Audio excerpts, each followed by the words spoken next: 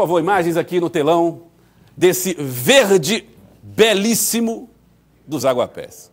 Essa beleza toda denuncia descuido. Essa beleza toda aqui dos aguapés, esse verde maravilhoso, denuncia a falta de cuidados. A cidade de Teresina, mais uma vez, tomada pelos aguapés. E eu vou trazer as informações ao vivo com Nájila Fernandes. Nájila, boa tarde para você. A imagem não é feia, não posso dizer isso.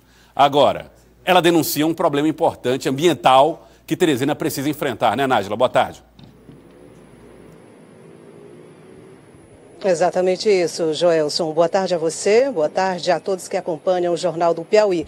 De fato, a imagem não é feia, se não causasse, provocasse, inclusive, prejuízos ao meio ambiente. E você, agora há pouco, usou a palavra certa. Chega a impressionar esse tapete verde, esse imenso tapete verde que a gente consegue visualizar nesse momento sobre o espelho d'água do Rio Poti, onde nós estamos exatamente agora. O que acontece, Joelson? Com a diminuição das chuvas, a água do rio baixa. Mas aí aumenta a concentração, por exemplo, de esgotos e outras substâncias, as quais essas plantas, que são os aguapés, se alimentam. Portanto, esse crescimento de uma forma bem rápida, essa multiplicação dessas plantas aqui no Rio Poti. Mas o município já realiza um trabalho, e esse trabalho é justamente para, digamos, conduzir, tirando de um certo local e conduzir para um outro local essas plantas. Quem vai passar esses detalhes para a gente é o engenheiro Habib Sali, ele que é engenheiro da Secretaria de Desenvolvimento Urbano e Habitacional do município, e com quem eu vou conversar a partir de agora. Boa tarde para o senhor. Qual é esse trabalho que já vem sendo feito aqui no Rio Poti? Boa tarde. Nós começamos a condução desses aguapés da ponte, da chamada ponte da rodoviária, até o Rio Poti em setembro, com ações em loco, através de canoas e barcos, né? A ideia é não fazer com que eles fiquem aquela manta verde, como você acabou de falar, até bonito, né? Se não fosse prejudicial ao nosso rio. Mas a gente tenta quebrar essas mantas de forma que eles desçam até o Rio Poti, até o Rio Parnaíba. Ao chegar no Rio Parnaíba, a velocidade é bem maior, aí eles pegam o destino final. Então, esse trajeto da ponte da rodoviária até o Rio Poti tem vários obstáculos. Quando em todas as pontes existentes, existem as fundações e ali se acumulam.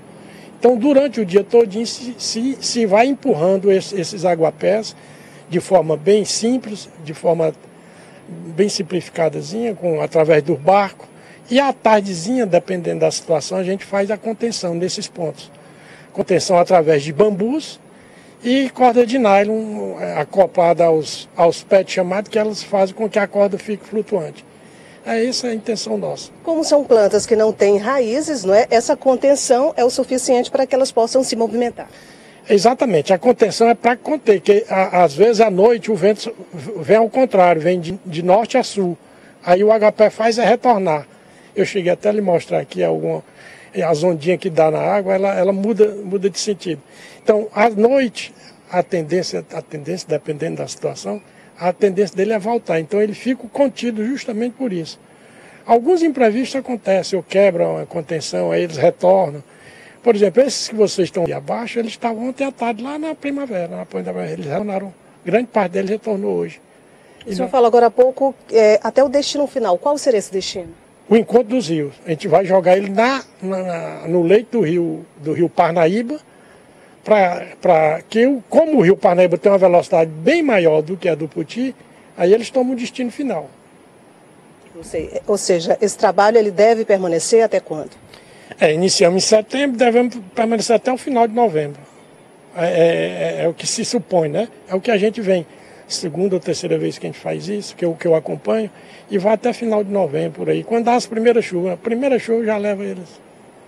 Engenheiro, pedir licença para o senhor, o Joelson tem uma pergunta lá do estúdio, pois não, Joelson? Exatamente, a gente sabe que o Rio Poti tem essa correnteza mais complicada, mais difícil, que segura um pouco os aguapés. Agora, pergunto, Nájila, qual a relação que isso tem com poluição e como é que isso pode ser monitorado em Teresina? Ok, inclusive eu estava conversando com o engenheiro antes da gente fazer essa entrada, Joel, se ele me explicava que, na verdade, a melhor pessoa para responder esse tipo de questionamento seria um ambientalista, mas o Joel questiona justamente aquilo que a gente estava conversando, os prejuízos, não é? E de que forma isso deve ser evitado em relação também aos prejuízos para o meio ambiente? O ideal era que fosse dada essa resposta por uma pessoa da área dessa formação ambiental. Mas o que se sabe é o seguinte, que esses aguapés, a presença deles já indica uma situação de poluição do rio. Ele, para a poluição, ele combate a poluição, mas para o rio ele tira muito do oxigênio da água e provocando até algum mal aos peixes, aos animais que vivem no meio aquático. Okay. Mais uma vez, muito obrigada pelas informações. Tá aí, Joel, esse trabalho está sendo feito, iniciado ainda no mês de setembro, uma espécie de recondução, de condução desses aguapés para evitar, não é, esse imenso tapete verde que você mostrou e que a gente pode visualizar aqui pertinho a gente que está agora aqui no Rio Poti. Muito obrigado, Nádia. Obrigado pelas informações. Aguapés de volta ao Rio Poti, depois de um longo período que a gente não via os aguapés. Mas é o período, é a época do ano, menos chuvas, poluição que continua, Rio Poti parado, os aguapés se proliferam.